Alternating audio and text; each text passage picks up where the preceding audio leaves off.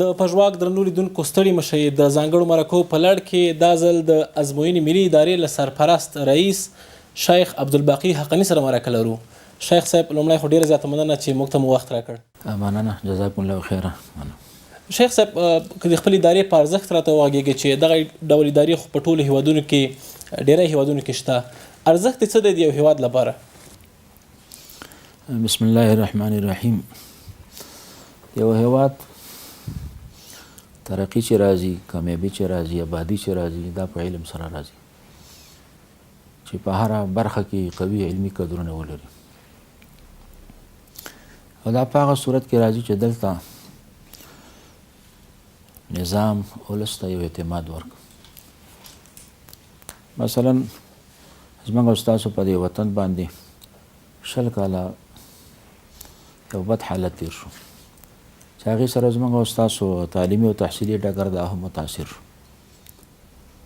یو ځوان دی چې په ډېر تکلیف کې دی زده کړې کوي، لیسې ته راځي، 12 کاله د خپل ژوند وقف کړي. همدارنګې مور او پلار خپل تکلیف برداشت کړي، خو د خپل بچي ته اسباب برابر کړي، فرصت یې ورکړی چې دا زده کړې وکړي. یو ځوان دی 14 کاله مثلا هغه کوشش کوي. اوس د دې خاندان او د دې ځوان آینده دا د یو ملک دپاره، د یو خاندان دپاره، د یو شخص دپاره ډېره مهمه ده چې د یو ښه آینده ولري.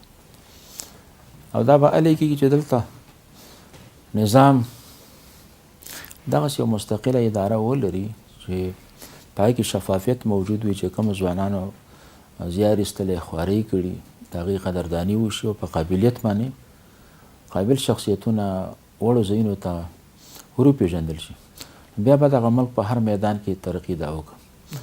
د اسلامي امارت دا ذمهداري ده چې د ولس د اولادونو د هغوی د استعدادونو او د ولس د قربانو قدر وکړه او هغوی ته اطمینان ورکړه چې ستاسې د اولادونو خواري دې ته نظام د یو قدر په سترګه باندې ګوري. دلته واسطه مهمه نه ده، دلته پیسې مهمې نه دي، بلکې دلته خواري مهمه ده، زیار مهم دی. نو په دې طریقې سره چې کله ځوانان مطمئن شي چې زما کوشش نتیجه راوړي، زه به یو ځای ته رسېږم، ځوانان کوشش کوي. او که چېرته ځوانانو ته دغه اعتماد پیدا نه شي، باوري نه وي، بیا ځوانان خواري نه کوي. او چې کله ځوانان خواري ونه کړه، استعدادونه مخې ته نه راځي.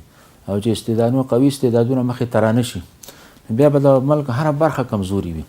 نو دا د افغانانو لپاره هم ډېره مهمه ده، ځوانانو لپاره هم ډېره مهمه ده، د نظام لپاره مهمه ده چې دلته داسې یو بېطرفه اداره وي چې هغه د ځوانانو صحیح تشخیص وکړي او د هغوی د قابلیتونو احترام وشي او د قابلیت په اساس باندې دوی کامیاب شي او په مناسبو ځایونو ته وروپېژندل شي. نو په داخلي لحاظ سره هم دا اداره ډېر اهمیت لري چې دې سره زموږ د ولسونو او زموږ د ځوانانو او زموږ د هیواد ترقي تړلې ده. همدارنګې لکه څنګه چې تا ورته اشاره وکړه، دنیا په هر هیواد کې دغه مستقله ادارې وي. نو موږ د دنیا په کلي کې ژوند کوو، دا راته مهمه ده چې د دنیا د کلي سره دغه خپل ژوند د عیار کړو. لکه څنګه چې دنیا کې دغسې ادارې موجودې وي، ولس ته یو شفافه پروسه په لاس باندې ورکوي او د ځوانانو حوصلې ښې کوي. همدارنګې زموږ دپاره مهمه ده چې موږ ځوانانو ته دا باور ورکړو چې دلته ستا خواري او ستا کوشش یو نتیجه ورکوي او ته به مایوسه کېږې نه. دلته یو شفافه پروسه موجوده ده او دلته بېطرفه اداره وجود لري چې هغه ستا خدمت کې ده. نو دې سره به انشاءالله هغه زموږ ولس هم حوصله اخلي، ځوانان هم حوصله اخلي او آینده د افغانستان د آبادولو یو ښه توقع کېدی شي. نو د ملک دپاره مهمه ده، نظام دپاره مهمه ده او ورسره د دنیا په کلي کې ژوند کول د هغې لپاره مهمه ده. تاسې په خپلو خبرو کې وویل چې موږ ځوانانو ته باور ورکوو. په تېر کې دغه باور موجود و؟ نو په تېر کې وضعیت خو تاسو ته معلوم، هغه وضعیت خو د هر چا نه پټ نه و. ځوانانو ډېر مشکلات لرل، ډېرې پریشانۍ لرلې که نه. اوس الحمدلله د اسلامي امارت په راتلو سره لکه څرنګه چې په نورو ادارو کې سهولتونه برابر شوي دي، همدارنګې په دې ادارو کې ځوانانو ته ډېر سهولتونه برابر شي. هماغه د سهولتونو وجه وه چې په تېر کانکور کې زموږ تقریبا 100,000 تعداد سوی و. که دا هم راته ووایي چې ستاسې په راتګ سره دغې ادارې ته کوم تغییرات، کوم بدلونونه راغلي دي؟ الحمدلله ډېر بدلونونه هم راغلي، سهولتونه هم راغلي. د هغې د وجې نه که تاسې وګورئ د ولس په ځوانانو کې پریشاني وجود نه لري، اطمینان موجود دی. تېر کانکور واغشتل شو، تاسو ولې چې په ټول ملک کې شکایت نه زموږ په راتلو سره الحمدلله ډېر تغییرات پرې راغلي. یو خو د خدمات په برخه کې تغییر راغی چې مثلا وړاندې به د دې ادارې خدمات محدود وو، د کانکور امتحانو مثلا محدود نور امتحانونه لکه د طبي شورا امتحان شو یا د ډاکټرانو د جواز د فعالیت هغه امتحان شو. زموږ په راتلو سره بیا ډېر وسعت پکې راغی. موږ ډېر امتحانونه اخلو، تقریبا موږ په دغه یو تیر کال کې که نه ولي 40 زیات امتحانونه دا واغوسته، په مختلفو برخو کې موږ واغوسته، لکه د نوو محصلانو هغه د جذب لپاره موږ امتحان واغوسته، همدارنګې د ډاکټرانو فعالیت د جواز لپاره امتحان واغوستل شو، همدارنګې د ماسټرۍ برنامو د دکتورا برنامو په اداراتو کې د استخدام کنه د دې لپاره هم موږ امتحانونه واغوستل. همدارنګې په دیني میدان کې موږ د لیسانس او د لیسانس په کچه باندې د علماو نه ازموینې چې کوم دی نو دا واغوستې. نو اوس د خدماتو په برخه کې ډېر وسعت راغلی. همدارنګې د ولس ځوانانو ته موږ ډېر سهولتونه الحمدلله برابر کړي. مخکې به د سیستم سره نابلدتیا وه، اوس هم په تمام معنا سره سهولتونه برابر کړي چې هر ځوان په دې پوهېږي چې زه دغه ازموینه څنګه ورکړم، طریقه د ورکولو څه ده. پخوا دا سهولت نه. دویم سهولت دا چې پخوا د وخت کمی ټول 2.5 ساعته و، اوس موږ چې کله د پښتنو کتابچې ورکړو 4 ساعته ټایم ورکړی نو ډېر کنه وخت کې ډېر زیات اضافه راغله. دریم سهولت دا چې مخکې به مثلا چې کوم پوښتنې مخې ته راتلې هغه بانک ډېر زوړ و، موږ نوې پوښتنې هغه مخې ته راوستې تازه. بل سهولت دا چې موږ د پوښتنو د جوړولو لپاره متخصص استادان راوستو. متخصص استادان پوښتنې به متخصص استادان جوړي، او چې کله یو متخصص استاد پوښتنه جوړه کړه نو موږ 2 کسه بیا د نظارت لپاره ورته ټاکلي دي چې دغه پوښتنه وګوري چې آیا دا معیاري ده که نه. همدارنګې 2 کسه ادیبان ورته ټاکلي دي چې هغوی ادبیات وګوري. بل سهولت دا چې وړاندې به یوازې په دري کې پوښتنې جوړېدې، بیا پښتو ته ترجمه کېدې چې د هغې نه به ډېر مشکلات و. موږ د هغه ژباړې تصور که نه د منځه ویسته. د پښتو سوال به پښتو استاد جوړي متخصص، او د دري سوال به د دري متخصص استاد جوړي. د ژباړې تصور موږ ختم کړ چې د هغې نه مخکې ډېرې پریشانۍ راولاړې شوي. همدارنګې وړاندې به مثلا یوازې په 2 ژبو کې امتحان ورکول کېده، پښتو او دري وه. هغه ځوانان چې زموږ په بهر کې درسونه ویلي دي د هجرت په وجه باندې اروپا کې دي، عربي ممالکو کې دي، هغوی به په ازموینه کې ګډون نشو کولی ځکه هغوی به د پښتو او د دري سره ناشنا وو. نو موږ 2 ژبې نړیوالې ژبې نورې پکې اضافه کړي چې یو هغه عربي ده او بل انګریزي ده. نو که یو څوک وغواړي زه په انګریزۍ کې مثلا ازموینه ورکوم، د هغې لپاره په انګریزۍ کې هغه پوښتنې جوړي. که یو سړی وغواړي چې هغه مثلا زه په عربۍ کې ازموینه ورکوم، د هغې لپاره په عربۍ کې ازموینې چې کوم دی نو دا جوړېږي. بل سهولت دا مخکې به چې چا امتحان ورکړو یو کس په مثلا په 160 نمبرو باندې کامیاب و، یو سړی په 300 کې به بې نتیجې و. دا د بې نتیجې مشکل ډېر لوی مشکل و. په تاریخ کې دا مشکل نه دی حل شوی په تاریخ کې. اوس چې موږ راغلو الحمدلله مثلا موږ هماغه خپل نمبرو کې بیا یو فرصت ورکړي چې 15 چانس بیا ولا ورکړي، تاسو کولی 15 انتخاب نور وکړي، 15 انتخاب نور وکړي. نو اوس موږ بې نتیجې نه لرو. څومره ځوانان کامیاب شوي دي هغه ټول معرفي شوي دي دغو ته، دغه د بې نتیجې هغه ستونزه چې کوم ده نو دا حل شوې ده. نو دارنګې تقریبا هغه که نه ډېر سهولتونه مخې ته راغله. نو دا یو نمونه وه چې ما تاسو ته ویل نور ګڼ سهولتونه برابر کړي ځوانانو ته. د هغې د وجې نه الحمدلله ځوانان مطمئن دي، ولس مطمئن دی، خوشحاله دي. د دې ټولو اسانتیاو ترڅنګ هغه ادارې چې تاسو د هغوی لپاره امتحانونه اخلئ او خلک خوشحاله دي که نه؟ الحمدلله خوشحاله دي. د هغې وجه دا ده چې موږ د دوی سره په همغږۍ کار کړو، شریک کار ورسره کړو. څومره چې د دوی مشکلات دي هغه موږ په نظر کې نیسو، شریک مزل سره کوو. دارنګې د دوی مشورو او تجویزونو ته غوږ نیسو. همدارنګه چې کله ازموینه واغوستل چې د هغې نه وروسته بیا ورسره موږ که نه مفاهمه کوو چې د دې ازموینې نه تاسو څومره مطمئن وئ، یو څه مشکل پکې نو راته ووایي، خپل نظر را سره شریک کړي. نو موږ الحمدلله د ډېرو ادارو او که نه علمي نهادونو امتحانونه اخیستي دي. تاسو ته هم داسې شکایت انشاءالله نه وي راغلی. موږ کوشش کوو، نور هم کوشش کوو چې په همغږۍ باندې ازموینې واخلو، ادارو سره د دوی په مشوره یې واخلو، د دوی په همکارۍ یې واخلو.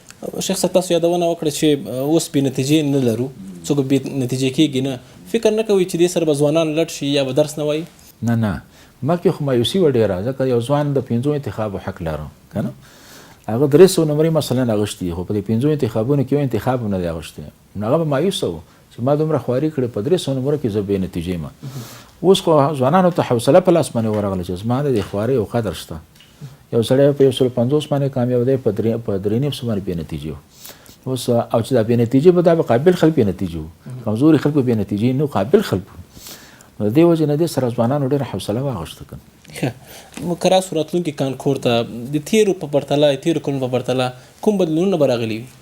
سږ کال یې موږ تقریبا په دې باندې ډېر کار کړی دی او د څو ورځو کې به بیا موږ هغه سهولتونه ځوانانو ته اعلان هم کړو. په دې باندې موږ کوشش کړی دی چې تیر کال چې موږ کوم سهولتونه ورکړو، که ستاسو یا چې تیر کال ځوانانو ډېر زیات په شوق سره ګډون وکړو په ازموینه کې، دا ځل بیا کوشش دی چې د هغې نه هم زیات سهولتونه ورته ورکړو تر څو ځوانان په شوق سره ګډون وکړي او زموږ ځوانان په علم په زیور باندې سمبال شي او د دې نه وځي چې د دنیا بازار ته مخه کړو.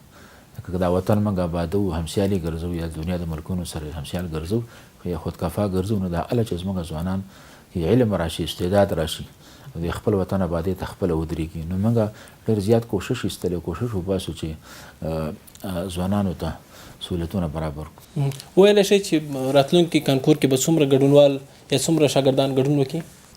موږ خو معارف وزارت ته فورمې ورکړي دي، څه ولایتونه فورمې راغلي دي، څه پاتې دي. دا چې ټولې فورمې راشي نو د هغې نه به اندازه لګي چې څه کله د ګډونوالو اندازه څه ده. خو بیا چې دا کوم ولایتونه نه فورمې راغلي بیا موږ کوشش کړی چې یو طریقه ورته جوړه کړو چې کوم ځوانان د فورمو د ډکولو نه پاتې دي چې هغې دپاره یو بل متبادل صورت جوړ شي چې بیا دا خلکو څه کلې پاتې نه شي کانکور کې برخه پکې واخلي. د سویې د تثبیت ازموینې ته که راشو، دغه اصطلاح بیخي ډېره سوې ده اوس او دا ازموینه ډېرې اخیستل کېږي. څو ورځې مخکې هم یو میاشت مخکې هم دغه تاسو واخیسته دغه ازموینه، خو تېره ورځ له زرګونو علماو څخه چې بیا د ماسټري اسناد ورکول کېږي لوړو زده کړو ترې دغه ازموینه واخیسته. ولې؟ نو بس دا خو ثوابدید دی، مسله کې دا اداره خو جوړه ده د امتحاناتو دپاره ده، خو بیا د مشرانو په ثوابدید باندې د علماو ازموینه د لوړو زده کړو وزارت واغوښته. خلک وایي چې له سیاسي بدلون وروسته شاوخوا 2.5 کاله کېږي زده کړو ته د محصلینو او د نورو شاګردانو لیوالتیا کمه شوې ده. تاسې په همدې اند یاست یا نه؟ په دې کې شک نشته چې افغانان د ډېر مشکلاتو سره مخ دي. شل کاله ډېر تکلیفونه وګالل، په دې ملک کې بدامني وه، ګډوډي وه. بیا د هغې نه وروسته چې موږ وګورو په ټوله دنیا کې اقتصادي بحران دی، بیا افغانانو سره ډېر زیات مخ دي، پریشانۍ ډېرې دي. دا پریشانۍ ایجاب د دې کوي چې ځوانان د خپل کور د ضروریاتو د پوره کولو لپاره د دنیا مارکیټ ته راوځي، بهر هېوادونو ته لاړ شي. دا زموږ یو مجبوري ده، یو مشکل هم دی، لیکن د هغې باوجود الحمدلله افغانان همتناک خلک دی، د علم سره شوق او دلچسپي لري. د دې ټول مشکلاتو باوجود تېر کال په کانکور کې زموږ تقریبا 100,000 تعداد شوی و. یعنې دا بیخي عجیبه ده. یعنې که د حالاتو تقاضا ته موږ وګورو باید دا چې زموږ تعداد کم شوی وي د نورو کلونو په نسبت باندې، خو لیکن چونکې سهولتونه ورته برابر یو بل ملک امن ولس خوشحاله دی د نظام سره، ولس سره دا حوصله وه چې خپل بچي تعلیم ته راوباسي. دا تقریبا 100,000 تعداد زموږ د ځوانانو هغه سیوا په کانکور کې. نو دا د دې دا معنا ده چې زموږ ولس همتناک دی، اولادونو ته فرصت ورکړي، زموږ ځوانان همتناک دي. په دې سختو شرایطو کې کنه بیا راووتو، کانکور کې امتحان ورکړو او کامیابۍ نه وروسته پوهنتونونو ته معرفي شو. که راسو شکایتونو ته، مثلا که یو محصل یا یو شاګرد په خپل کانکور کې امتحان باندې نمرو باندې قناعت ونه کړي، تاسو ته څنګه شکایت کولی شي؟ د هغې لپاره مستقله اداره جوړه کړې. د شکایتونو د اورېدو 2 مرحلې وي. چې کله امتحان وشي موږ 3 ورځې اعلان کړی دی چې 3 ورځې تاسو کولی شئ چې په دې امتحان کې چې کوم شکایت لرئ هغه موږ سره ثبت کړئ. نو هغه اداره هم جوړه کړې د دې لپاره د شکایتونو د اورېدو لپاره. نو کوم شکایتونه چې مخې ته راشي په هغې باندې غور کېږي. چې کله دغه شکایتونو باندې غور وشي هغې نه بعد موږ نتیجه اعلانوو. بیا چې کله موږ نتیجه اعلان کړو بیا ورته اعلان کړو چې که څوک د نمرو نه قناعت نه لري موږ ته مراجعه کولی شي.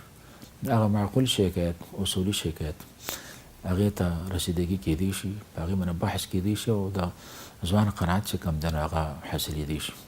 تر اوسه هم داسې څه پېښ شوي دي؟ څوک راغلي شکایت یې کړی؟ نو طبعا شکایتونه راځي خو قناعت ورکړل شوی دی، قناعت ورکړل شوی دی.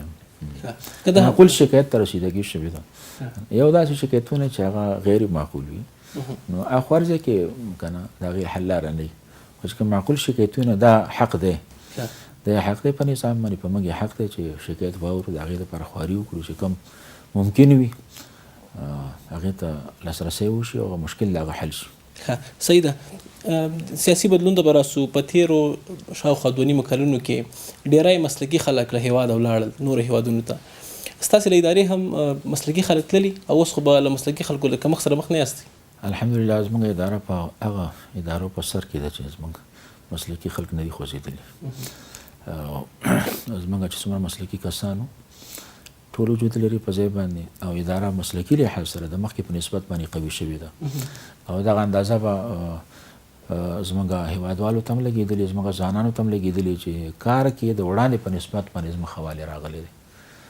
تېر کال چې کوم سهولتونه ورکول کېده او څومره خلک مطمئن وو د هغې نه سهولتونه سږ کال زیات وو، خلک زیات مطمئن وو. دا د دې معنا ده چې زموږ په مسلکي برخه کې پختګي ده. که پختګي نه وی زموږ مسلکي کمزورتیا وي نو بیا موږ ولس ته د یو اطمینان ماحول نشو برابرولی، موږ ځوانانو ته د یو قناعت ماحول برابرولی شو. دا معنا ده چې موږ مسلکي لحاظ سره مضبوط یو انشاءالله او د دې نه نور هم کوشش کوو چې په دې میدان کې موږ غښتلي شو.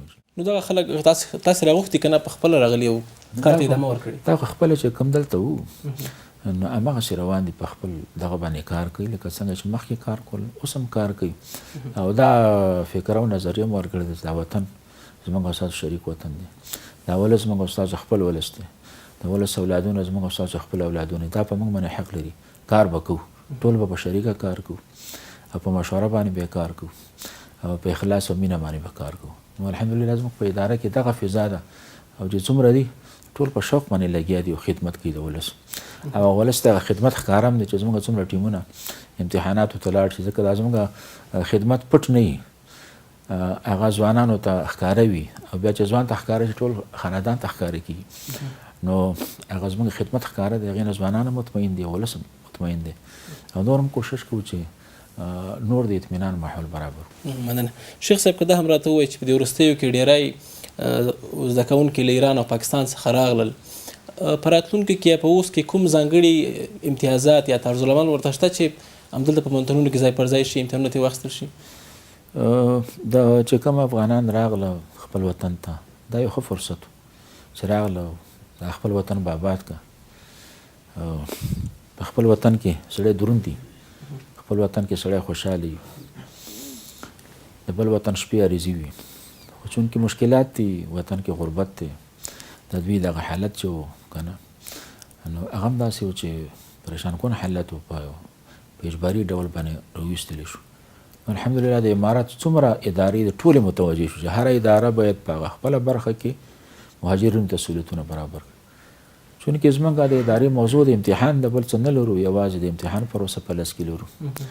بیا په دې خاطر باندې موږ دا پرېکړه کړې چې هغه ځوانان چې هغوی خپل وطن ته راستانه شوي دي او په آینده کې کانکور امتحان ورکوي، موږ چې کوم حق و شمول اخلو د نورو ځوانانو نه هغه به مهاجرینو ته معافي چې کوم مهاجرین راغلي دي. نو زموږ په اختیار کې په صلاحیت کې چې څومره سهولتونه دي هغه موږ ورته برابر کړي دي او د نور هغه ادارو سره شریک مزل کوو چې هغوی کوم سهولتونه برابر کړي او د هغې تعلق د موږ سره وي. نو دا ډېره مهمه ده چې موږ دغه ځوانانو ته یو حوصله ورکړو، د دوی خدمت وشي. د مشرتابه له لورې کوم داسې ځانګړی فرمان نشته د دغو خلکو لپاره؟ هغه موږ پیشنهاد کړی چونکې دا مالیاتي موضوع ده چې کوم حق و شمول دی نو هغه موږ پیشنهاد کړی چې دغه کوم خلک چې راستانه شوي دي هغوی نه چې موږ د کانکور امتحان اخلو نو زموږ غوښتنه دا ده چې موږ باید دوی ته د حق و شمول معاف کړو. موږ پیشنهاد کړی او ریاست الوزرا هغه پیشنهاد موږ منظور کړی دی، وزارت مالیې ته پیشنهاد تللی دی. آینده کې چې څومره ځوانان که لږ وي او که ډېر وي نو د هغوی نه به حق و شمول انشاءالله موږ اخلو. په وروستیو کې که راته ووایي شیخ صاحب ولس ته څه پیغام لرئ په ځانګړي ډول زده کوونکو ته؟ نو ولس ته هم دا پیغام ده چې په دې کې شک نشته چې زموږ ولس ته سختو شیبونه تېرېږي، پریشانیانې دي، اقتصادي مشکلات دي، همدارنګې موږ د تبلیغاتي جنګ نه خلاص شوي نه یو، تبلیغاتي جنګ کې قرار لرو، مختلف قسمه تبلیغات دا کېږي، هغې سره طبعا ځوانان بې حوصلې کېږي، ولس هم بې حوصلې کېږي. دا پیغام لرو چې باید د دې شیانو نه موږ متاثر نه شو، خپل وطن هم دی باید خپل عباد کړو. موږ په تېرو 4 لسیزو کې ولیده چې موږ له وطن بهرانیان نه جوړوي، هر بهرنی چې راغلی هر اشغالګر چې راغلی وطن یې وران کړی دی جوړ کړی نه دی. اوس زموږ دپاره دا فکر پکار دی دا همت پکار دی چې بډې وو دا خپل وطن خپله جوړ کړو. نو پیغام هم هغه والدینو ته دا دی چې په ځان تکلیف تېر کوو خپلو اولادونو ته فرصت ورکړه چې هغوی تعلیم وکړي. ځوانانو ته هم بیا دا پیغام دی چې دغه فرصت ضایع نه کړه فرصت ضایع نه کړه همت وکړه را وړاندې شي او په خپل همت باندې کامیاب شي او مخکې لوړې زده کړې وکړه. همت ډېر مهم شی دی او دا کوشش ونه کړه چې کنه د نورو لارو نه مثلا دی کامیاب شي نه بل د خپل استعداد سره دی کامیاب شي د خپل استعداد د لارې دی وکولی شي چې ښه انتخابونه وکړو لوړې زده کړې وکړو د خپل وران ملک آباد کړو. په وروستیو کې ځل بیا هم ډېره مننه شیخ صاحب چې دلته راغلی وخت مو مننه جزاکم الله خیر تاسو هم ډېره مننه. درنو لیدونکو دا وه زموږ د نن ورځې ځانګړې مرکه تر بلې مرکې ښې چارې.